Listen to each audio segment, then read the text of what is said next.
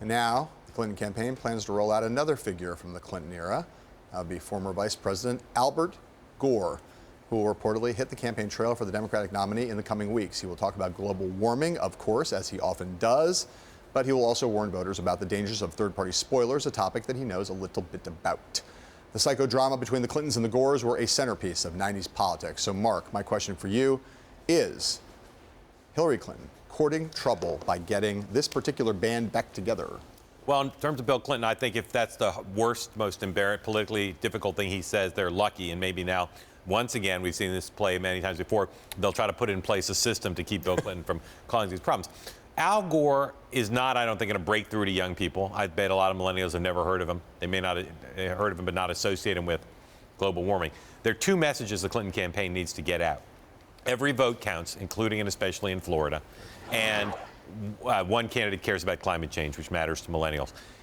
Gore may not do that directly, but there's a bank shot, which is Gore will get press coverage. Gore and Clinton out on the trail will get coverage, and that allows them to make the case in the media on those two issues, which are vitally important to her chances in Florida and elsewhere. Yeah, I don't see the downside in doing this. This is an all hands on deck moment for Hillary Clinton. You know, she's ahead. She'd like to sew this thing up, get out to a point where she's got a somewhat safe lead.